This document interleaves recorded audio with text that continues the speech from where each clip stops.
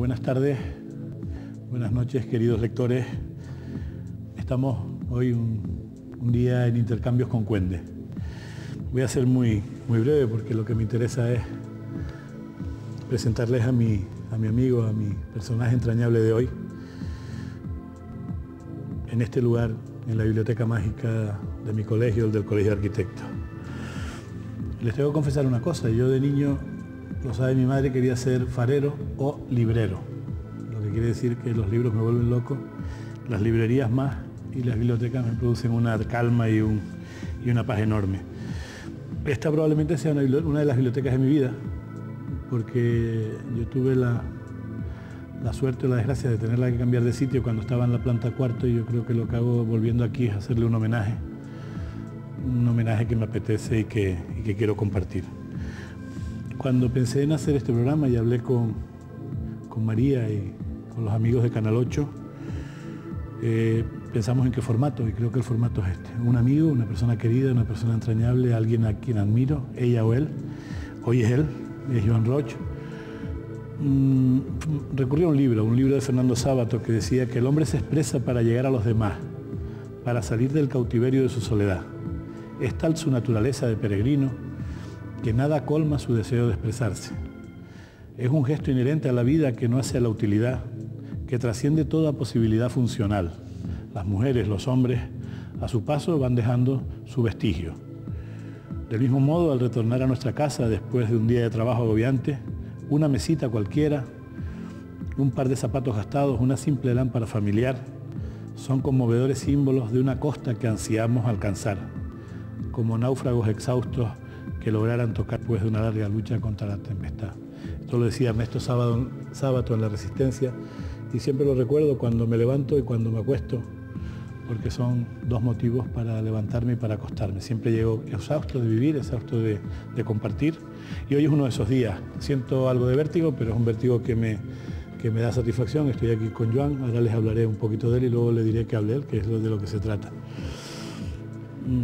Siempre escucho una canción de un cantante que me interesa, que es Alberto Cortés, y él habla de una canción de un poeta anónimo que es «Qué suerte he tenido de vivir, qué suerte he tenido de nacer». Y yo, para presentar a Joan Roig, tengo que decir dos cosas muy claras. Qué suerte he tenido de nacer para estrechar la mano de un amigo y poder asistir como testigo al milagro de cada amanecer. Hoy amanece un programa con nosotros, intercambios con Cuende, intercambios con Joan Roig, y seguro que vamos a disfrutar. Yo sé que hace unos minutos nos queríamos ir los dos, pero al final te gustará quedar y nos tendrán que decir que cortemos, acuérdate, ahora los inicios. Y por otra parte también decir qué suerte he tenido de nacer para callar cuando habla el que más sabe, te toca el papel. Aprender a escuchar, cosa que me cuesta enormemente, por nervios, no por mala educación creo, esa es la clave si se tienen intenciones de saber. El otro día decía de ti, Joan, y con esto te doy paso, nos conocemos hace muchos años, en el año 93, ¿te acuerdas cuando te fui a buscar al aeropuerto? Venías con Susana Solano, si no me equivoco, a dar un curso que se llamó Cartografía Cordial. Sí, sí, lo dimos enfrente en la Rambla en un local, ¿te acuerdas? Con un montón de amigos, hoy casi todos arquitectos, algunos en aquella época eran alumnos. Y ahí nos conocimos, pues han pasado ya 13 años, pronto 14, y seguimos como el primer día. Nos vemos poco, lo que podemos, pero siempre que nos vemos es igual de maravilloso, ¿no? Les tengo que decir que mi amigo Joan me sorprende siempre por su calma. Está atacado, pero es la imagen es calma, a mí eso me interesa. Su tranquila sabiduría, su conocimiento del truco de vivir. Una profesión, la de vivir, que compartes con el resto, con una templanza que impone. Tu conocimiento del medio y de su alquimia es lo que te permite resolver con maestría tu trabajo, tu profesión. Les tengo que decir que es arquitecto, que es profesor, que como arquitecto es un crack, que diría mi hijo. La palabra está de moda, pero es un gran arquitecto, bastante mejor persona y un querido amigo. Es un placer disfrutar de tu arquitectura, de tus paisajes construidos, por lo que eres conocido, por tu obra, ¿no? Pero quizás a mí lo que me interesa más, quizás porque es una forma de renuncia, como te pasaba a ti con tus visitas a Tenerife, me quedo con tus palabras el positivo de tus contenidos silencios, que son el negativo, ¿no? Y la paz con la que escuchas y la mirada con la que oyes. Te toca a ti, te propuse un título que es la camisa del pantalón. Observa cómo es el paisaje. Somos parte de este paisaje que hoy nos recibe. Y no estaba preparado, venimos de blanco y negro, pero por casualidad. Yo pensé en vestirme de negro, pero igual lo da fava. Y prefiero que sea él el que vaya vestido de negro, que es el maestro, ¿no? El aprendiz siempre va de blanco, una regla. Pues nada, Joan, te toca. Bienvenido a Tenerife de nuevo, a este lugar en el que te pierdes siempre. Y estás en tu casa. Háblanos sobre tu camisa, sobre tus pantalones, sobre lo que quieras. Gracias. Muchas gracias.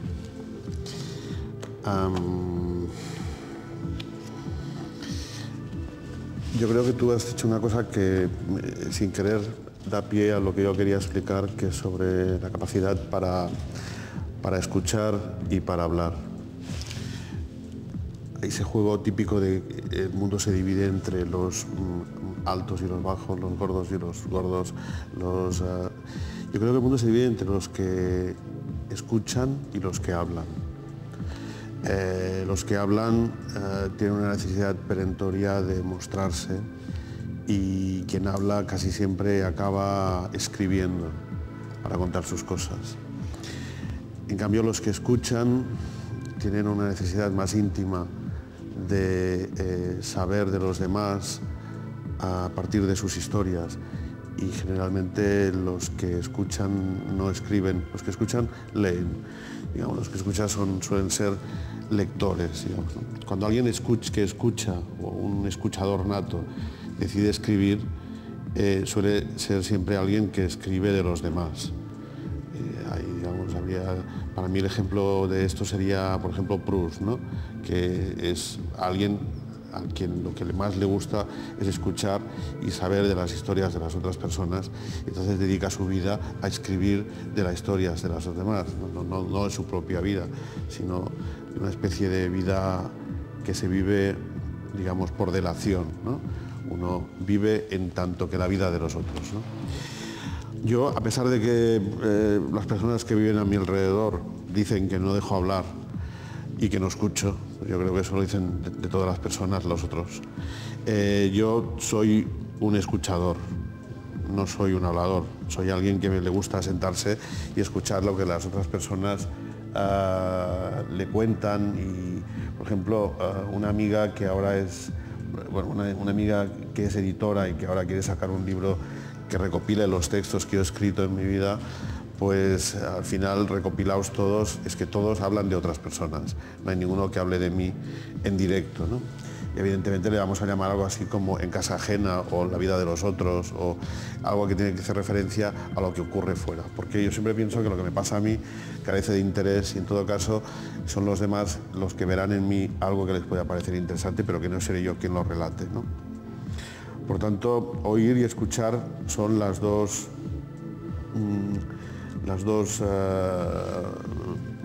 polos de una misma situación, que al final es la que nos ha acabado llevando a esta mesa. Yo te agradezco que me hayas invitado y, evidentemente, yo solo puedo hablar de lo que sé, que es de arquitectura, y hablaré sobre arquitectura. Lo que pasa es que el lugar, que me parece un lugar de puta madre, que es esta biblioteca, me ayudaba a pensar que tendría que hablar de arquitectura, pero referirla a literatura, referirla a los libros. Entonces he intentado pensar un poco en cómo y en qué libros me habían ayudado a pensar el tipo de trabajo que yo hago. Y a pesar de que, como lector que soy desde siempre, si hiciera ahora una enumeración de los libros que me han afectado en la vida, pues habría muchísimos. Yo diría que desde el primer cuento que mi madre me regaló y que todavía a veces recuerdo las imágenes con las que venía ilustrado, hasta el último que me he comprado en el aeropuerto para cruzar esas 3 horas de península y Atlántico que siempre nos separan, pues los libros han estado siempre presentes, pero que hagan referencia clara al tipo de trabajo en el que yo vivo, que es el trabajo del paisaje. Habría 3 que me gustaría explicar o reseñar hoy y que me gustaría lanzar sobre la mesa, porque yo creo que explican un poco cómo entendemos en mi despacho el trabajo de arquitectura del paisaje y también porque creo que es una manera de cómo se ha entendido la arquitectura del paisaje en el último siglo y 6 años en el que estamos, ¿no? Son 3 libros que, por otro lado, no solo me han afectado en cuanto a profesional, sino también en cuanto a persona, y yo creo que no solo a mí, sino a mucha otra gente. El primero es, y vuelvo al caso, el magno libro de Marcel Proust, a la búsqueda del tiempo perdido. Quien haya leído o quien haya leído sobre lo que han escrito otros de este libro, pues sabe que es un cúmulo de experiencias propias y ajenas pasada a una especie de novela en clave que lo que sirve es para poner al final en tercera persona una manera de ver el mundo, digamos, ¿no? Pedro Azara, que es un gran lector y escritor sobre la búsqueda del tiempo perdido, siempre dice que con este libro se abre la manera de mirar el arte en la época moderna, porque especialmente en el último libro, El tiempo recobrado, apunta a una manera nueva de entender el papel del artista y de la obra, en el que, por ejemplo, ya desaparece la ficción, ya solo es narraciones vividas con un mínimo de transformación y que dan pie a la novela, por ejemplo, que estamos viviendo en la actualidad, donde la ficción casi se diluye en la biografía novelada, por así decirlo. Bueno, en la búsqueda del tiempo perdido hay un tramo de yo qué sé, 150 páginas, que para esa novela pues es un trámite pequeño, en el que Proust habla de un recuerdo de infancia, y ese tramo entre los eruditos ha pasado a llamarse el baile de los campanarios. Lo voy a explicar un poco, por enrollarme un poco, y porque me gusta mucho esa historia de los campanarios. Me parece una historia deliciosa. Proust, de pequeño, veraneaba en Cabourg y hacía al principio del verano un viaje con su familia en tren desde París hasta el mar, cruzando 2 o 3 valles plagados de pequeños pueblos, cada uno con su campanario. El tren, que era un invento muy reciente, en lugar de seguir los caminos obvios por los cuales se habían trazado los caminos desde siempre, que es de pueblo en pueblo, buscaba unos senderos, digamos, topográficos, que lo que hacían era, sobre la mayoría de estos valles, trazar una curva muy compleja para salvar precisamente los pueblos que había en el centro. Entonces Proust siempre habla de que él sus padres le llevaban al tren dormido, y Proust era asmático, que es como tener cuento, digamos, en su caso, y lo que conseguía con eso es que sus padres le envolvían en toallas calientes y tal, lo llevaban dormido al tren, y él se dormía y procuraban despertarlo cuando llegaba, para hacer el viaje dormido. Pero él siempre se despertaba en un punto, porque el tren tocaba la sirena, y entonces en ese punto él miraba por la ventana y veía que los campanarios de los pueblos del valle, debido a que el tren trazaba una larga curva, se iban moviendo sobre ellos, y el campanario, que en un momento dado veía a la derecha, al cabo de 3 o 4 minutos estaba a la izquierda, y el de la izquierda a la derecha, y el del frente detrás, ¿no?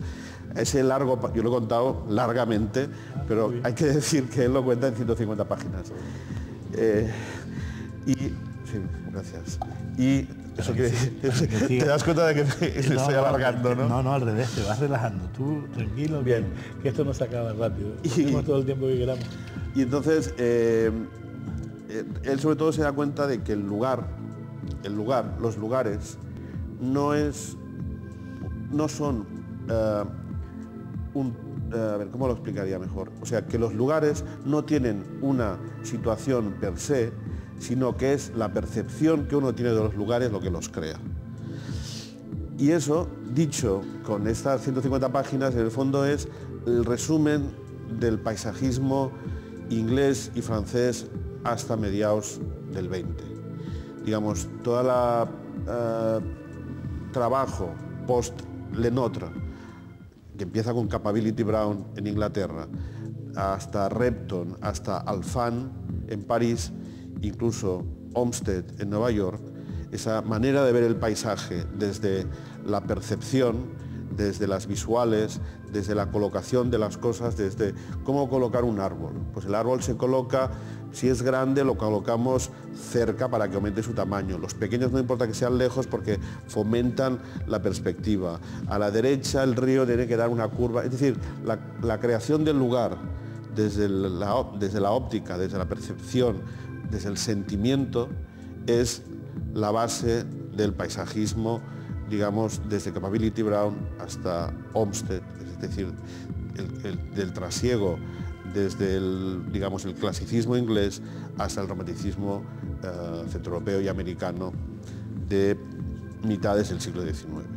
Y eso él lo resume con esa especie de pequeña percepción del movimiento de los objetos, porque el tren los vincula, y para mí siempre ha sido la explicación de un tipo de paisaje que a mí siempre me ha interesado. Curiosamente, los primeros paisajes que hicimos nosotros, muy vinculados, por ejemplo, a la figura de Alfán y de Olmsted, los trabajos que hicimos en Barcelona, pues en el Parque del Escuchador, que fue un proyecto solo, o en La Pegaso, que fue una obra, o incluso en el Nudo de la Trinidad, que fue una obra del año 92 o así, hasta el 92, hay mucho de esta idea de la percepción en la concreción del paisaje. El segundo libro que me quería referir es un libro mucho más anecdótico todavía que este. Y tiene que ver, en cierta manera, con una tradición inglesa mucho más, digamos, cientifista. Es un libro de Nigel Nicholson, que era el hijo de un matrimonio inglés, John Nicholson y Vita Sackville West, que eran, para entendernos, Vita Sackville West fue amante de Virginia Woolf, fue una mujer cercana al círculo del grupo de Bloomsbury, por tanto revisionista con la historia clásica inglesa, revisionista con los victorianos y creadora de una nueva manera de entender el arte, las relaciones sexuales, las relaciones personales, ligada al grupo de Bloomsbury. Una mujer muy liberal, casada por conveniencia económica y también, digamos, estructural, con un gran embajador inglés homosexual que era casi todo lo contrario, era una persona de pensamiento rígido, muy estructuralista. Este matrimonio, cuyo hijo Nigel Nicholson escribió su historia en un libro magnífico que se llama Retrato de un matrimonio, pone puestos a un lado el mundo del padre, que es este mundo estructural, muy ligado a la manera victoriana de ver el mundo, y el mundo post-victoriano del grupo de Bloomsbury de la madre. La anécdota equivalente al del baile de los campanarios es el momento en que el matrimonio, que vivieron toda la vida juntos, a pesar de que cada uno de ellos tenía sus amantes masculinos, el hombre, y femeninos, la mujer, ya retirados, un poco ya mayores y tal, deciden hacerse una casa de campo. Y en esa casa de campo deciden hacerse un jardín. Yo siempre digo que no hay nada que sea más test de convivencia para un matrimonio que hacerse una casa juntos. Bueno, habría otro test que sería ir de compras al Capravo un sábado por la tarde o ir de compras a este sitio, al Ikea, ¿no? Eso puede destruir el matrimonio más unido. Pero el siguiente tema de desunión de un matrimonio solamente es hacerse una casa juntos, ¿no? Porque ahí, de golpe, todas las cosas que un matrimonio tiene que callar, se calla de golpe, tiene que decidir, ¿no? O sea, tiene que decidirse, por ejemplo, por el color de la cortina del baño, y bueno, ahí salen todos los dramas, ¿no? Pero imaginaos un homosexual, como ya debía tener como unos 50 y pico de años, un embajador, alguien que había estado muy ligado al final de la guerra del 14 y a todos los convenios entre alemanes, franceses y ingleses en el Pacto de Versalles, que luego dio lugar a la nueva guerra del 45, etcétera, etcétera. Y por otro lado, Vita Sackville West es una loca de cuidado, desenfrenada, desarbolada, etcétera. Bueno, primero encuentran una casa, un caserón antiguo medio en ruinas, Sissing Hearts, al sur de Londres, lo compran y lo arreglan, yo creo, de una manera modernísima. Era una antigua granja, medio castillo, medio granja, que eran 4 tapias, y en lugar de reconstruir la casa, lo que deciden es, en el lugar donde había ido la casa, generan 3 pabellones. Un pabellón que es la antigua torre, donde vivirá ella, otro pequeño pabellón donde vivirá él, y una zona común donde van a tener la cocina y las habitaciones de los hijos, por si quieren ir, los hijos ya son mayores, ¿no? En el centro de estos 3 pabellones crean un jardín y llegan al siguiente compromiso. El jardín lo traza el marido y lo planta la mujer. Y mientras que el marido traza un jardín, digamos, de inspiración neoclásica, es decir, ejes ortogonales, placetas semicirculares, imaginaos, ¿no? Vita planta sobre esa estructura rígida un jardín floral absolutamente desmandado, e incluso con premisas escritas para que siga siendo desmandado siempre. Por ejemplo, bueno, una de estas partes del jardín, que es a la que voy a recontar con más claridad, se llama The White Garden, el jardín blanco, porque Vita quiere hacer un jardín donde, una parte del jardín donde todo lo que haya sea blanco, o sea, flores blancas, hojas blancas, tallos blancos, tierra blanca, piedra blanca, etcétera, etcétera. Una especie de casi programática sobre la cientificidad de un lugar, ¿no? Es decir, si por ejemplo Darwin era capaz de organizar, Darwin contemporáneo a ellos, es capaz de organizar la lectura de un lugar desde sus especificidades zoológicas, por ejemplo las plumas, Vita es capaz de organizar un jardín desde el color, y todo lo que va en ese jardín tiene que tener el mismo color. Pero no solo eso, luego deja escrito, a ver, en el proceso muere el marido, ella enferma, y entonces, mientras se va haciendo el jardín, descubre que ese jardín puede pasar que no quede para la posteridad, y cómo va a organizar ella que ese jardín siga siendo el que ella quiere a lo largo del tiempo. Y entonces hace 2 cosas. Por un lado, crea un escrito donde explica cómo va a ser el jardín en el futuro, y por otro lado inicia un casting de jardineros que la sobrevivan. En el proceso van a visitarla 2 jovencitas que ella piensa inmediatamente que son lesbianas, y las somete a una serie de test, y al final les encarga que sean ellas las que se encarguen del jardín una vez muerta Vita Sackville West. Y las 2 mujeres, una de ellas aún vive, la otra ya murió, siguen cuidando el jardín como si fuera el... Entonces, en el escrito de cómo tiene que ser cuidar el jardín, Vita hace enumeraciones del tipo: las plantas siempre tienen que ser más grandes que el parterre en el que se sitúan. Las plantas tienen que ocupar los caminos. El visitante que visita el lugar tiene que decidir si pisa o no pisa la planta, porque la planta le acude a los pies. Cuando llega la época del barbecho, se quitan las plantas y ese terreno tiene que quedar un año sin plantas. Y el visitante tiene que entender que esa tierra es una tierra que está recuperándose. Es decir, el jardinero nunca tiene que ocultarse al visitante. Recordáis, por ejemplo, eso todavía ocurre en Japón, ¿no? Los jardineros tienen que ser invisibles en el jardín. Es decir, la tradición del jardinero como alguien vestido con colores marrones o verdes o de saco o con sombreros de paja, es porque el jardinero tiene que camuflarse en el jardín, porque el visitante no tiene que ver que haya alguien que lo cuida, sino que tiene que entender que es natural. En cambio, Vita dice, no, el jardinero es alguien que tiene que estar presente en el jardín. Y el visitante tiene que saber que hay alguien que está cuidando ese lugar, porque ese lugar es artificial.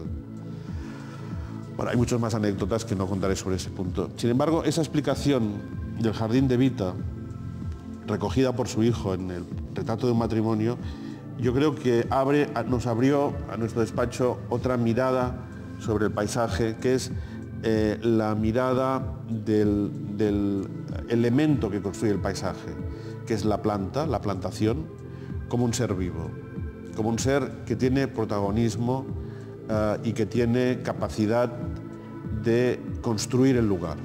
O sea que no solo la percepción de la que había hablado primero, sino que la improvisación del propio material que construye el lugar. Por ejemplo, el agua desbordándose, la plantación, la aparición de malas hierbas, por ejemplo, como estructurante de un lugar. Los caminos, los charcos en los caminos, etcétera, etcétera, etcétera. Todo este elemento que hasta quizás en este momento para nosotros era un elemento muy relacionado con lo agrícola y poco interesado en la construcción del lugar, en ese momento adquiere una presencia fundamental en su trabajo. Hay que decir que en ese momento de nuestro despacho aparece una paisajista que nos construye mucho esta mirada, que es Teresa Galí, con la que trabajamos 10-12 años y justo llegó acabado el Nudo de la Trinidad y con el que hemos hecho hasta hace muy poco parte de nuestra obra. Y yo diría que en el proyecto donde todo este momento Vita Sackville West ha florecido en nuestro despacho es en el vertedero del Garraf, en su construcción y en su mantenimiento durante años que todavía llevamos nosotros. Hay que decir que también, para acabar este paquete, que Vita Sackville West era alguien muy relacionado en su manera de pensar y su manera de pensar el paisaje con otra gran paisajista anterior a ella, que es Gertrude Jekyll, que fue la paisajista que trabajó para Edwin Lutyens, el famoso arquitecto inglés. Edwin Lutyens era el padrastro de Vita Sackville West. Y hay una cierta relación. Vita no es una persona que entienda el paisaje aisladamente, sino que le viene una cierta tradición. Y por último, el último libro, bueno, yo estos dos libros que os he explicado primero os los recomiendo fervientemente. Cuestan un poco de encontrar, sobre todo el de la Recherche no cuesta nada de encontrar, pero el retrato de matrimonio cuesta un poco de encontrar porque las ediciones están agotadas, pero os recomiendo que lo busquéis en bibliotecas. Y el tercero sería un libro que quizás de los tres el que más potentemente nos afectaba en los últimos tiempos, que es El Especies de Espacios de Georges Perec. En especial todo el capítulo que habla de la ciudad y la naturaleza, que me parece que es uno de los capítulos más importantes de este libro. Os pongo en antecedentes. Perec es un escritor francés que desarrolla su trabajo entre los 50 y 60. Estaría ligado a los movimientos situacionistas y al Oulipo, que se llamaba, que es la época pues donde está, aparte de él, estaría Raymond Queneau escribiendo, Italo Calvino, etcétera, etcétera, ¿no? Pero de todos ellos es quizás el más intenso, ¿no? Mientras que Calvino o Raymond Queneau solo juegan en pequeños textos con la idea de situacionista o la idea de polivalencia. Los 3 o 4 libros más importantes de Perec están basados en esto. Uno sería... ¿Me enrollo mucho? Sí, ¿no? La gente está encantada. Si alguien se desmaya, avisad. Puedo cambiar, puedo hablar un ratito del estatuto, algo más alegre. Si alguien me dejaba una cámara de fotos para fotografiarlos a ellos. Con la cara que llevan. No. Acabo enseguida. No, sigue, que vamos muy bien. Acabo enseguida que lo de Perec es corto. Lo de Perec es más corto. A ti te interesa, a ellos no tanto, ¿no? No, lo que pasa es que vinieron a leer y yo creo que no los estamos dejando, pero bueno. Mañana lo que intentamos es conseguirle los libros. El retrato de un matrimonio, que es muy bueno. Yo en sus circunstancias estaría roncando como un becerro. No, sería, ¿te imaginas? Bueno. No es la primera vez que pasa, ¿no? A ver, Perec. De momento vamos a seguir con Perec. Yo tengo un amigo que es arquitecto. Perec el cantante. No, Perec. El Perec. Don Guillermo, ¿no? Me acordaba de ti. Don Guillermo. Georges Perec. Yo tengo un amigo arquitecto que se durmió en una conferencia propia. La estaba dando y se durmió. Y yo tengo un amigo arquitecto que tú conoces que durmió la novia. en una escena, que habla poco. Eso pasa. Luego, y lo tuvo que venir a socorrer. ¿Entendéis que la explicación del principio, decir que yo no hablo, sino que escucho, la tenía que hacer, porque con el rollo que he pegado... No, vas muy bien. Yo lo explicaba... De momento en la cabeza la tienen como el paisaje del campanario. Tienen que las campanas las tienen, eso es lo importante. Venga, vamos a por Perec y nos vamos. ¿Te acuerdas aquel amigo arquitecto que llevó a la novia a cenar y le tuvo que decir el metro, la señora se encuentra mal, y la señora se había dormido de la paliza que le estaba dando el caballero? Puedes seguir porque ibas muy bien. Gracias. Y además te queda tu tiempo, mira tú. Esta gente vino a escucharnos a los dos. Bueno, pues todos sabéis que... Además les pedí permiso porque son gente asidua en la biblioteca. No sabéis que los 3 libros solo es el prólogo de todo lo que tengo que decir. Por eso, pues vamos para adelante. Y si no, seguimos mañana. No, voy a mañana abre la biblioteca también, ¿eh? Voy a Perec. Perec decía que de los 3 o 4 escritores situacionistas que seguramente buscan la transgresión o la tergiversación, la mayoría lo hacen en textos menores. Por ejemplo, Ramón Queneau tiene un libro estupendo que se llama, no me acuerdo ahora, en el que coge una anécdota pequeña, que es que una señora va en autobús y su hija se le suelta de la mano y entonces baja una parada, una anécdota absurda, y la relata en 99 maneras distintas. Forma teatral, forma telegrámica, forma... Pero es un libro menor dentro de Ramón Queneau. En cambio, Perec, la mayoría de su obra está basada en ese tema. Sus 2 grandes libros, uno sería La vie, mode d'emploi, la vida, instrucciones de uso, y uno que se llama El secuestro, que es un libro. La vie, mode d'emploi es un libro en el que Perec habla de un bloque de viviendas, un poco a la manera de 13 Rue del Percebe. Lo ve casi como cortado, ve todas las habitaciones como un esqueleto que hubiesen quitado la fachada, y entonces cada capítulo es una de estas habitaciones y va hablando de lo que ocurre. El secuestro es un libro que hace Perec en el que él se esfuerza en hacer un libro sin que aparezca la letra E. Lo cual, para empezar, ya es un poco complicada porque Georges Perec es como una negación. Es como una negación de sí mismo, ¿no? Entonces, efectivamente, tú lees el libro, que es complicadísimo, no hay ninguna letra E. Todas las palabras son con todas las letras menos la E. Es un ejercicio de metáfora que le debería costar sus sudores. El traductor a español, que han sido 6, lo hicieron sin la letra A, porque la letra A es como más común en español que la letra E, y entonces un ejercicio que les ha llevado años, ¿no?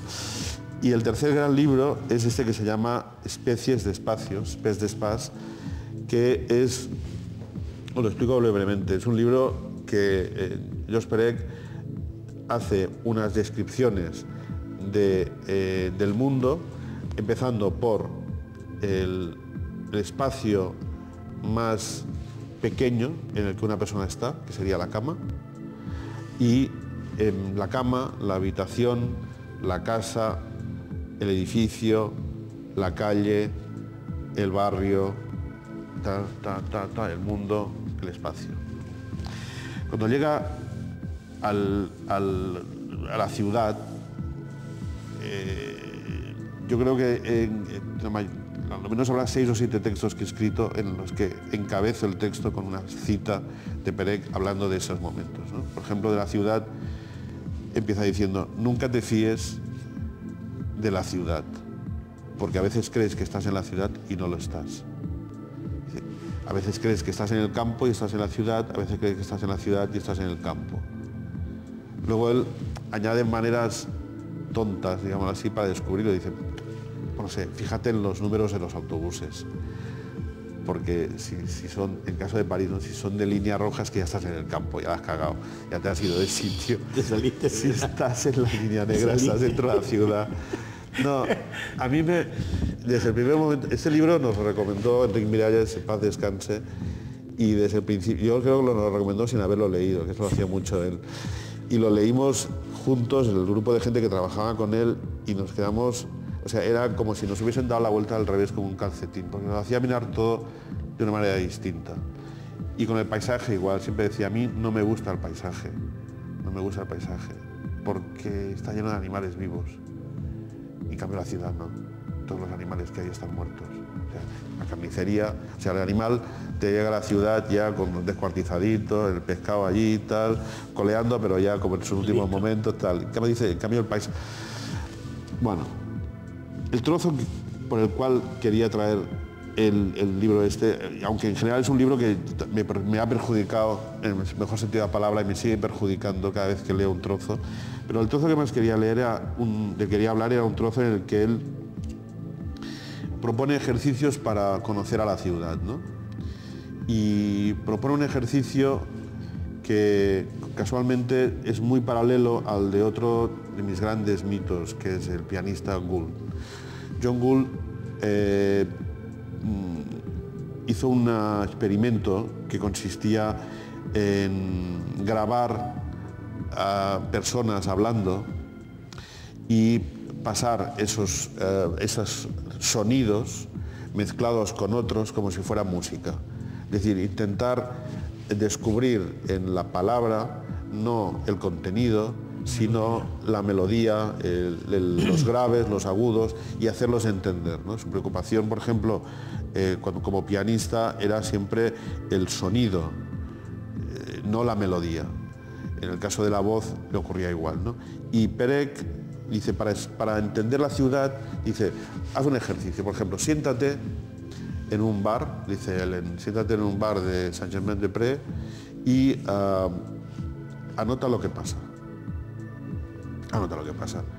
Dice, paso, entonces, una señora con un bolso, un perro, dos guardias civiles, dos gendarmes serían, dos gendarmes, un niño con una bicicleta, un no sé qué.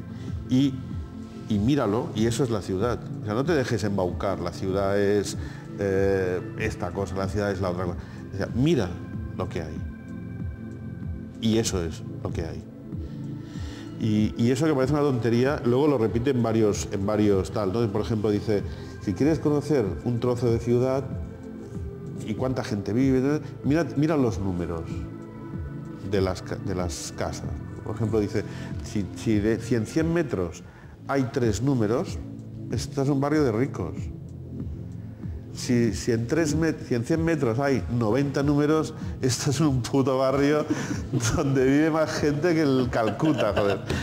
Claro, es decir, es una regla. Él decía, no te fíes, no te fíes de nada. O sea, cuenta, suma, enumera, relata. Yo creo que eso nos ha servido mucho en nuestro trabajo, esta parte final de nuestro trabajo que ya nos pilla ya de mayores. En este momento yo tengo 52, mi socio hace 50 y considero que ya estamos en ese momento en que empezamos a cagarla, ¿no? Los arquitectos mayores la cagan todos. Siempre. Ya solo hace falta ver a los arquitectos mayores que tenemos en España que hacen unas porquerías horribles. Yo creo que empezamos a entrar en la época en que empezamos a cagarla en breve, ¿no? Sí, a querer triunfar. Exactamente, como el tobogán, ¿no? En ese momento yo creo que si algo nos ayuda a todavía no cagarla demasiado es esa mirada de Perec sobre no te fíes de nada y cuéntalo todo. Es decir, por ejemplo, eso ¿en qué nos ha afectado mucho? O a mí me ha afectado mucho. En la construcción de un barrio que estamos haciendo en Reus, ¿no? En ese momento, cuando te cae un proyecto de un barrio, la mayoría de gente acude a situaciones tipológicas, ¿no? ¿Cómo lo haría Hilbersheimer? ¿Cómo lo haría tal? ¿Cómo lo haría cual? ¿no? Modelos que implican una cosa ya conocida y que además son muy fáciles de contar. Eso es como en Hollywood, ¿no? Si ves esas películas típicas de guionistas de Hollywood, pues el guionista de Hollywood es alguien que va al productor y le dice, es una peli con Sandra Bullock en la que ella es una bruja y no lo sabe. Ya está firmado, ¿no? Porque es algo que se cuenta en un plis. Intenta contarle una peli de Wim Wenders a un productor de Hollywood, o Ordet de Dreyer, o yo qué sé, o no sé. Escucha. Bueno, es que claro, hasta que no has llegado al no sé qué, pues a un constructor tú le dices, no, voy a hacer un barrio, que fuera, otro next. Entonces de un barrio dice, haré un barrio de bloques, o un barrio de baja y dos. Sí. O, ¿sabes? Bueno, por ejemplo, en este caso, yo pensé, a ver, tú, barrios en donde has vivido. Yo viví toda mi vida en Sants, que es un barrio penoso de Barcelona. Cuando empezamos este barrio, intenté hacer aplicación de lo de Perec en mi barrio, ¿no? Contar la gente que pasaba en este momento. por ejemplo, la primera demostración, Sants había sido un barrio obrero toda la vida, ahora ya no es un barrio obrero, es un barrio terciario. Sants era un barrio de gente de Castellón que había ido a migrar a Barcelona. Ahora es un barrio de gente de color, subsahariana la mayoría, que vive en Barcelona. Los números de las casas, cuánta gente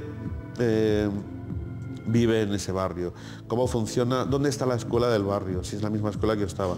De golpe me encontré, no digo reproduciendo ese barrio donde ya había vivido en el sitio donde nos habían cargado, pero sí empezando a encontrarle unas estructuras atipológicas y más basadas en esas miradas numéricas y de cálculo que no en aplicación de tipologías. Por ejemplo, cuando el propietario, que era el ayuntamiento, nos pedía, pero ¿de cuántas plantas estamos hablando? Decía, bueno, no sé, es que no es lo más importante de las plantas que tenga en este momento. Es que yo creo que medir una ciudad, pues si es una ciudad de planta baja y 2 o planta baja y 3, me parece absurdo. ¿De cuántas plantas es Nueva York? ¿De planta baja y 200? Pero tienen sitios de planta baja y 1. Por tanto, y ya está, eso es lo que quería contar. Quería contar... Pues cuéntalo. No, ya está, lo estamos trabajando. Quería contar cómo esos 3 libros, por el hecho de estar en la biblioteca, me parecía una idea bonita hablar de los libros, han influido en la manera de trabajar y siguen influyendo en la manera de trabajar. Yo os los recomiendo los 3 encarecidamente. Sobre todo el último, que es bastante fácil de encontrar y que es como un libro de mesilla de noche. Aunque es un libro muy cortito, cuando tienes un ratín por la noche, lo abres, vas a un capítulo cualesquiera, por ejemplo La cama, ¿no? Que siempre es un capítulo que me gusta mucho. Dice, la cama es una cosa que se usa de uno en uno. Dice, pero a veces, en épocas de guerra, dice, de uno en uno, y siempre en el sentido del largo, en el sentido largo. Es decir, la persona pone la cabeza arriba y los pies abajo. Dice, pero en épocas de guerra se suele usar al revés. Se pone al revés y la gente duerme en ese sentido. Claro, hay que haber pensado mucho o haber pasado alguna guerra para hacer ese comentario. Cuéntanos más cosas. No sé. ¿Qué queréis que cuente? Tenías un montón de notas ahí. Sí, pero ya no te cortes, y yo ahora te voy a preguntar. Ya me he ido de todo. Sí, mira, sí. Revísalo. Tengo más libros, pero yo creo que es un poco absurdo. No, el último. El último. Venga. El último también es el primero que leí, así de verdad. No lo hemos preparado, que coste, ¿eh? ¿En qué cámara tengo que hablar? En esta, pues no está preparado. Y además ahora voy a decir que yo escribí algo de Perec, sin saber que él iba a hablar de Perec, y que en un libro que escribió él aquí en Tenerife, también hablaste de George Perec, ¿no? Sí. En Charcos. En Charcos. Eso es, te persigue George Perec. Lo de la cama transversal. No, ¿de qué libro habla? El último es el primero que leí, de verdad. Yo soy como, supongo que tú eres más joven que yo, pero la mayoría de gente joven no ha pasado por una situación que es que libros que sabía que le interesaban no existían, ¿no? La gente que tenemos mi edad pasamos pues bastantes años de nuestra vida sabiendo que había en el mundo unos libros que no podíamos leer, pues porque la Iglesia Católica los había prohibido y Franco, tan admirador de la Iglesia Católica, los paraba en la frontera, ¿no? Entonces, yo en mi infancia, en mi juventud, leí muchos libros, siempre los permitidos, pero el primer libro que me llegó, de más allá de la frontera, resulta que fue también el que más me marcó y el que construyó un poco lo que ha sido mi vida, que es el Cuarteto de Alejandría de Durrell, que llegó en una versión de Edasa, que era editorial sudamericana, y los trajo a Barcelona un amigo librero y los fue vendiendo de Strangis durante un tiempo. Y el Cuarteto de Alejandría, sobre todo los dos, el primer libro y el último, Justine y Clea, han sido los libros que han acabado construyendo casi la manera de comportarse. Lo traía al final porque hace poco releí un trozo de Clea en el que la protagonista, Justine, de los 4 libros, regresaba a la ciudad de Alejandría después de la guerra, ¿no? Y la recorría de la guerra del 45, y la recorría por las diversas cornisas. Alejandría es una ciudad, pues como Montecarlo, que está situada sobre una pendiente y tiene 2 o 3 corniches, igual que Montecarlo. Y entonces Justin la recorría por las diversas cornisas y hablaba de las ciudades que se colocan el autor la hacía hablar, la hacía pensar sobre las ciudades que se colocan en las pendientes de las montañas, de las laderas, sí.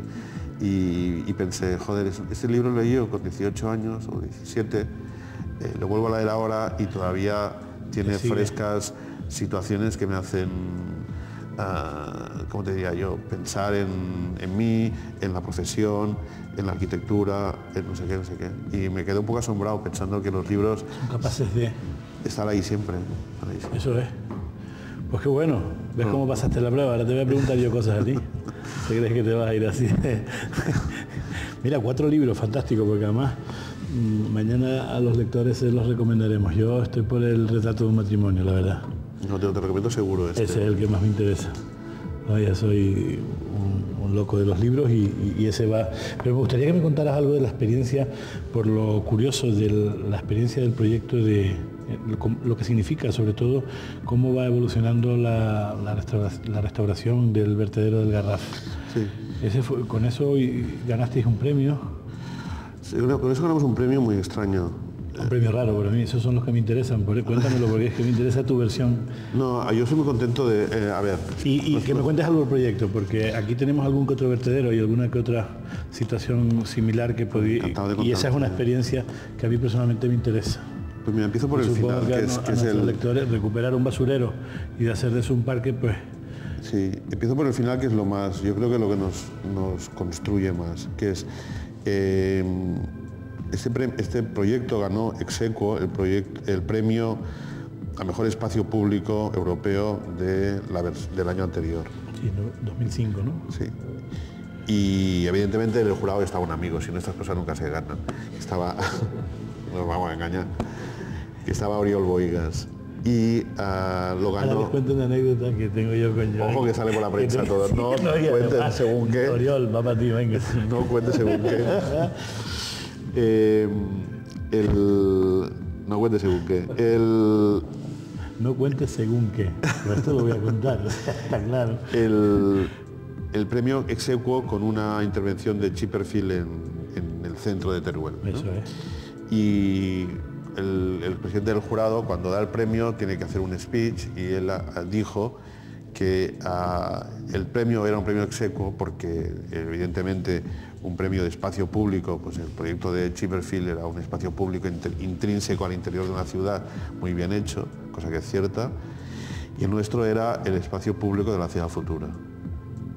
Porque efectivamente, y ese es el gran tema del vertedero. En el fondo, yo siempre que cuento el vertedero empiezo contando, y como me enrollo siempre... Porque me interesa, de verdad. Nada más me enrollo mucho. Tenemos 10 minutos y yo te voy a quitar uno, o sea que te quedan 9. El que uno de los grandes parques, 2 o 3 de los grandes parques que existen del 19 están hechos sobre vertederos.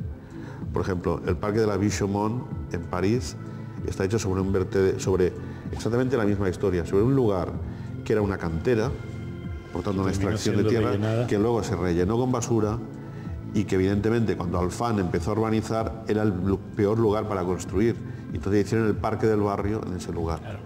Cuando se construyó, la Ville Chaumont era periférico de París, o sea, estaba a las afueras. En este momento está en el interior del área circundada por el periférico y es un barrio central de París. El vertedero del Garraf que nosotros construimos es la misma historia, es un valle excavado por cantera, situado a las afueras, ya no de Barcelona, sino del área metropolitana, en los extremos, y que se ha estado rellenando con basuras durante 20 y pico, 30 años, hasta colmatarlo. Evidentemente, con un proyecto, digamos, de ingeniería de minas para hacerlo, pero sin un proyecto de cómo finalizarlo. Entonces se ganó un concurso para esa finalización en el cual se nos pedía pues una cosa imposible, que es que se volviese el lugar a como había sido antes. Y eso es lo que es absurdo. ¿A cómo había sido antes de ser mina? A como había sido antes de ser mina, luego rellenado, sí, y luego, ¿no? El Pleistoceno, sí. Yo creo casi. Sí. Esa imagen ideal que tienen los alcaldes, que después de meter una fechoría... Una foto de una abuela. Sí, después de meter una fechoría dicen, no, vamos a intentar tal, ¿no? No sé, esas cosas... Posible. Bueno, yo entiendo que a ellos les encanta y a lo mejor sacan de ahí un tal y cual. Los políticos son la hostia. Pero... la verdad, vaya gente. Pero bueno, a ver, hay que educarles a los políticos, es como los niños, no toques, por aquí no... Eso está bien, eso está y bien. por favor... Hay que hacerlo, sí, claro. Sí. Pide las cosas, pide las cosas bien. Piénsatelo antes. Exacto, me dijiste que lo harías y no lo has hecho, etcétera. Pero no todos, No todos, solo los que no nos gustan. Entonces, casi todos. Los otros. Entonces la idea nuestra, bueno, la idea nuestra, el trabajo nuestro fue convencerles de que podíamos producir un lugar evidentemente artificial, evidentemente no naturalista, sino un lugar nuevo sobre un vertedero. Y que ese lugar nuevo tenía que tener las virtudes de un espacio público del 2000 para adelante. Que quiere decir didáctica, sostenibilidad, automantenimiento, etcétera, etcétera. Y no un proyecto. O sea, la idea de proyecto y dirección, que es una idea que los colegios tenemos que defender como si fueran nuestros niños, se había acabado. Ahora no es un problema de presentar un proyecto. ¿Qué pasa después? Es una situación de la cual nosotros no nos vamos a desvincular. ¿Y cómo te quedas? ¿Cuál es el papel? Es un papel en el que tú tienes un encargo para irlo manteniendo. Por ejemplo, te pondré un ejemplo de qué ocurre, ¿no?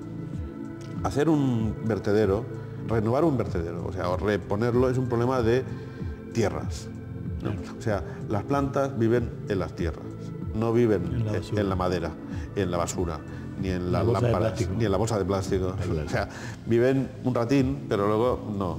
Entonces... Se aburren.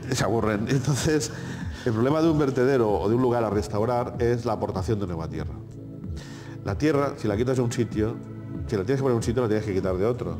Con lo cual, no sé, es como estar haciendo otra cantera para traer la tierra. Hay un problema grave en ese sentido. Con lo cual, el problema grave, entre otras cosas, es económico.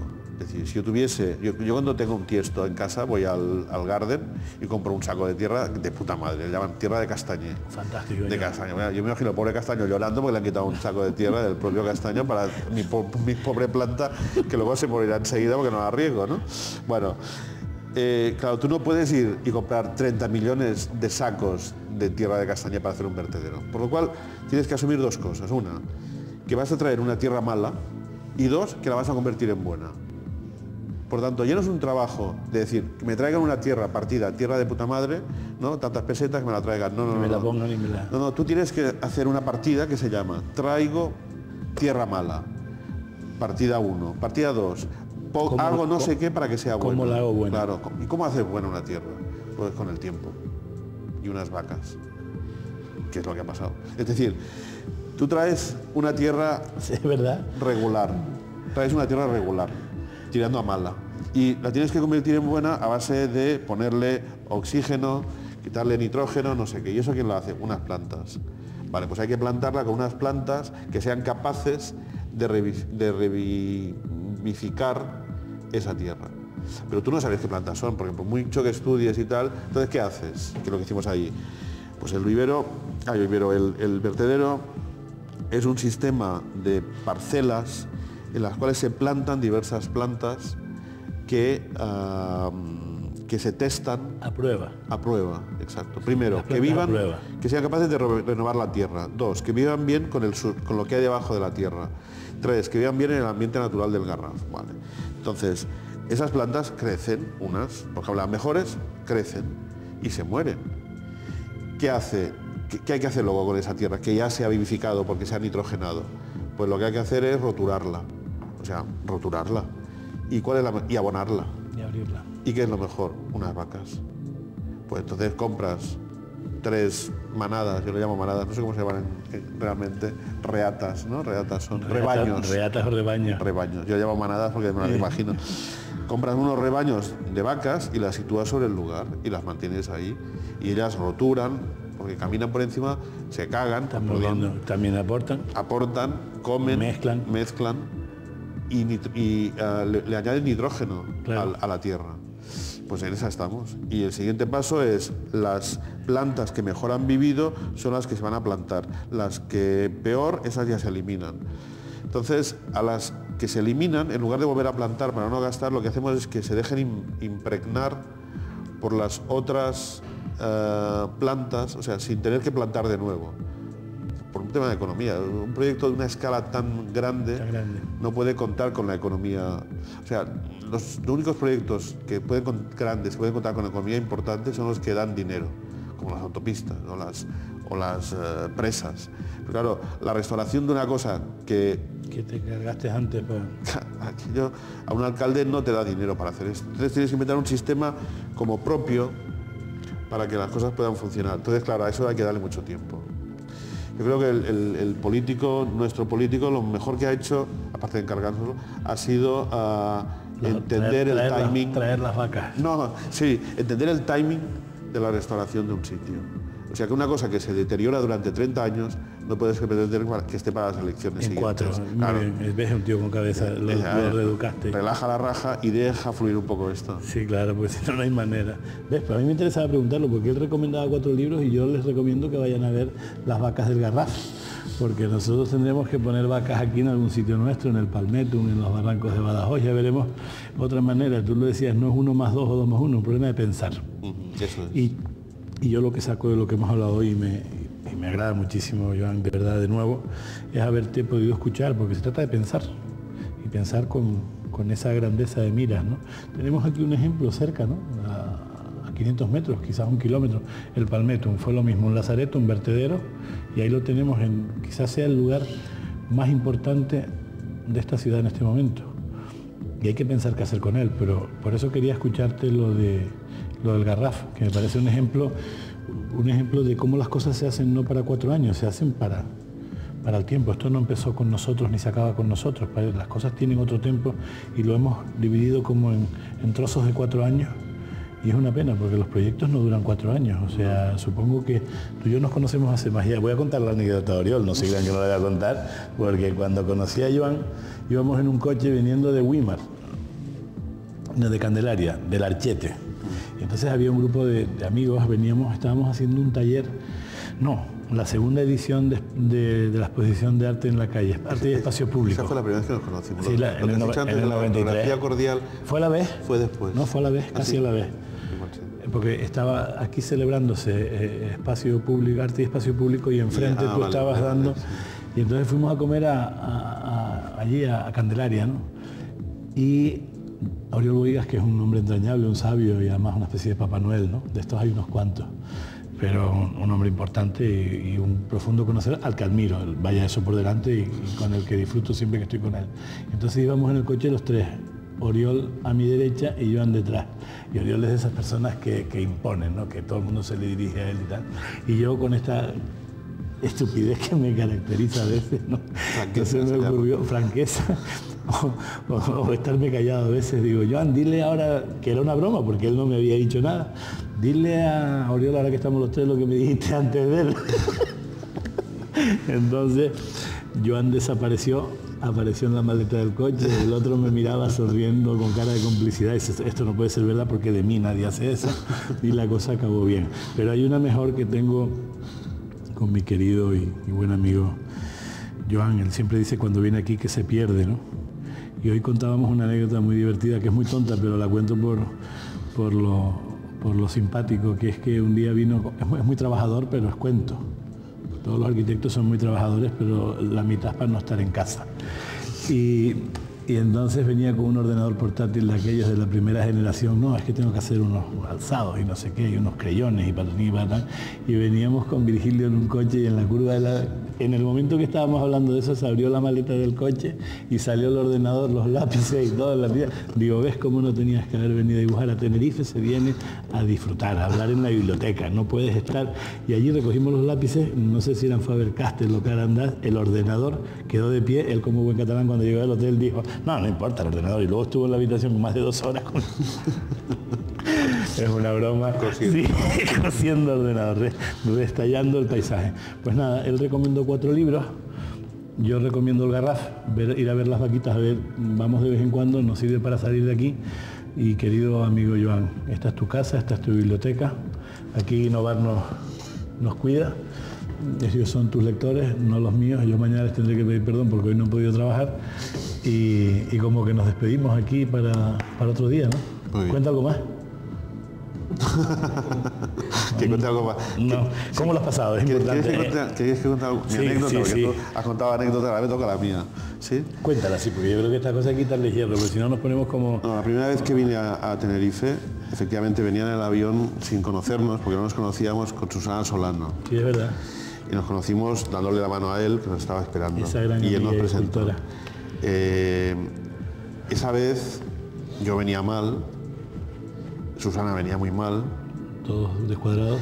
Y cuando volvimos a coger el avión para Barcelona los dos, pues, íbamos mejor. Porque Virgilio, porque tú, porque Tenerife y porque todo nos habías cuidado muy bien y habías resteñado muchas de las heridas que traíamos de Barcelona. Y nos fuimos mucho mejor. ¿Ves? No todo va a ser, ¿ves? Como lo de intercambios con Cuende, no es una broma. Esos fueron los primeros intercambios con Cuende. Queridos amigos, queridos lectores, pues mi amigo Joan Roig, al que le doy las gracias, ves cómo ya lo pasamos. Ahora iremos a ver el fútbol, ¿no? A ver si nos vemos la final. Yo quiero, ahora ya me da igual, casi prefiero que gane el más débil, que parece ser Portugal, ¿no? Por aquello de hacer el papel. Me da rabia, Portugal. Te da rabia, poquito, no te, sí. pero bueno. No, sino que gane Italia, ¿no? Que lleva el uniforme más elegante. También me da rabia. ¿Y quién quiere? ¿Y Francia? ¿Qué hacemos con...? No te da rabia, pues nada. No, y a Francia, porque Zidane me cae muy bien, a pesar de ser del Madrid, me cae bien. Y Henry también me cae bien. ¿eh? Yo casi estoy por Francia. ¿eh? Pues te quedas con Francia. Vale. Pues que gane Francia y nos vemos otro día. Gracias a todos.